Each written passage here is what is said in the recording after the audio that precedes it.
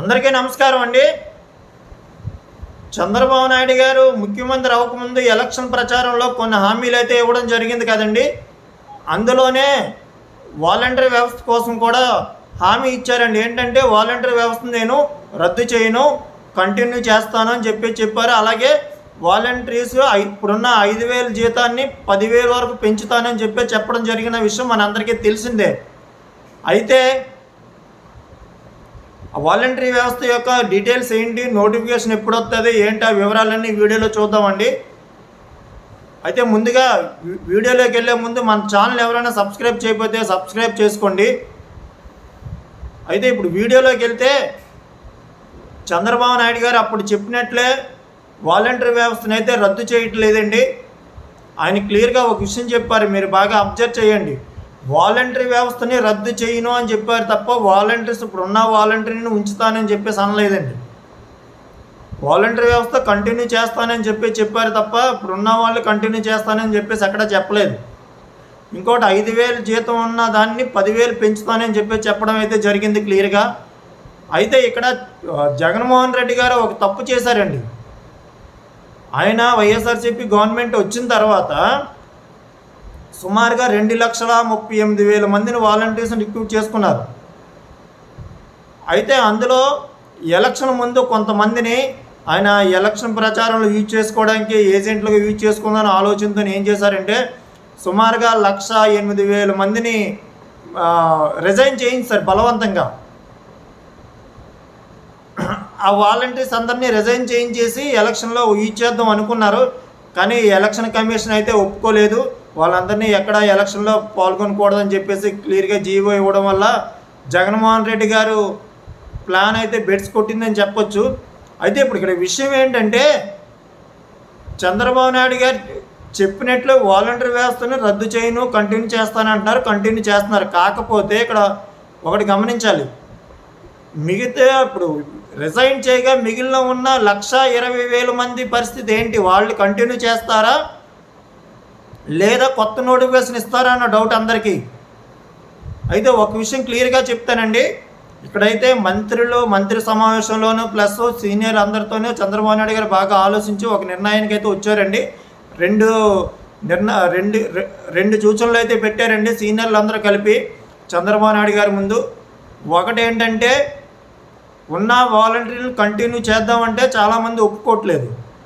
దానికి గల కారణం ఏంటంటే ఇప్పుడున్న వాలంటీర్స్ మ్యాక్సిమం 99% వైఎస్ఆర్సీపీ కార్యకర్తలే అందరూ కూడా. ఆ విషయం మన అందరికీ తెలుసు. అందులో కొంతమంది రిజైన్ చేసేవచ్చు, కానీ ఉన్న 1,20,000 పైన ఉన్నారు కదా, వాళ్ళు కూడా నాకు తెలిసినంతవరకు వైఎస్ఆర్సీపీ కార్యకర్తలే. సో వాళ్ళందరూ వైఎస్ఆర్సీపీ కార్యకర్తలే. సో వాళ్ళు ఇప్పుడు మనం ఎలా కంటిన్యూ చేస్తాము అని చెప్పేసి చాలామంది వ్యతిరేకించడం జరిగింది. రెండోది ఏంటంటే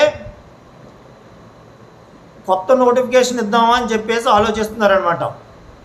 కొత్త నోటిఫికేషన్ ఎట్లాగంటే డిగ్రీ క్వాలిఫికేషన్ పెట్టి ఇప్పుడున్న గ్రామానికి 50 మందికి ఒక్క వాలంటరీ కాకుండా వాలంటీర్స్ని తగ్గించి వాలంటరీ వ్యవస్థను కూడా సచివాలయంకి గ్రామానికి కాకుండా మండలానికి గ్రామానికి అనుసంధానం ఉండేటట్లు వాలంటీర్స్ రిక్రూట్ చేసుకొని సర్వీస్ అన్నది గ్రామ ప్రజల తరపున మండలంలో సర్వీస్ చేసేటట్లు ప్రతిపాదనలు తీసుకొచ్చి కొత్త జీవో అయితే నోటిఫికేషన్ ఇద్దామని చెప్పేసి ఆలోచనలతో అయితే ఉన్నారండి.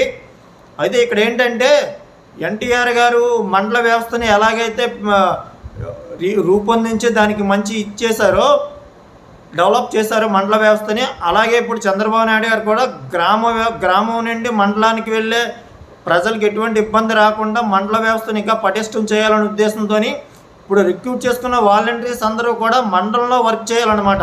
గ్రామం తరపున మండల ఎంఆర్ఓ ఆఫీసులు ఉంటాయి కదా, ఎండిఓ ఆఫీస్తో వాళ్ళతో అనుసంధానం వైపు వర్క్ చేయాలి. ఈ సచివాలయంతో సంబంధం లేకుండా సచివాలయంలో ఎవరంటే గ్రామ సర్పంచు, గ్రామ ఎంపీడీస్ ఉన్నారు కదా, వార్డ్ మెంబర్స్, వీళ్ళందరూ సచివాలయంతో అనుసంధానంతో ఉంటారనమాట. వాలంటీర్స్ అనేది మండల నాయకులు, మండల ఆఫీసర్స్తోనే అనుసంధానంతో ఉండాలి.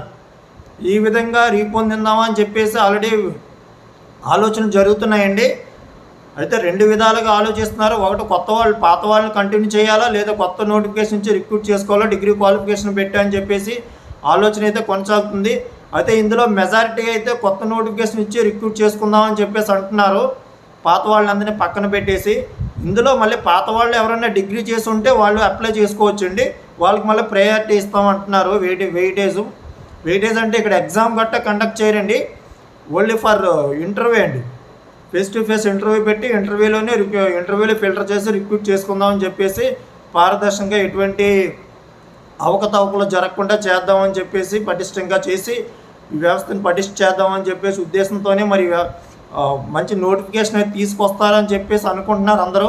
పక్కాగా వస్తుందండి నోటిఫికేషన్ అయితే. జూలై సెకండ్ వీక్లో అయితే మ్యాక్సిమం 99% నోటిఫికేషన్ రావడానికి అయితే కసరత్తు చేస్తున్నారండి, కొత్త నోటిఫికేషన్ తీసుకురావడానికి. అయితే ఇక్కడ మరి ఆల్రెడీ కొనసాగుతున్న 1,20,000 పైన ఉన్నారు కదా వాలంటీర్స్, వాళ్ళ పరిస్థితి ఏంటని చెప్పేసి మీ అందరికీ డౌట్ రావచ్చు. వాళ్ళందరినీ ఏ విధంగా రిక్రూట్ చేసుకున్నారో జగన్మోహన్ రెడ్డికే క్లియర్గా చెప్పారు. వాళ్ళు ఎటువంటి పారదర్శకత లేదు, వాళ్ళు మేము ఎటువంటి అథారిటీ వైజ్ మేము రిక్రూట్ చేసుకోలేదు, ఎటువంటి గవర్నమెంట్కి దీనికి సంబంధాలు, వాళ్ళు జస్ట్ ప్రజలకి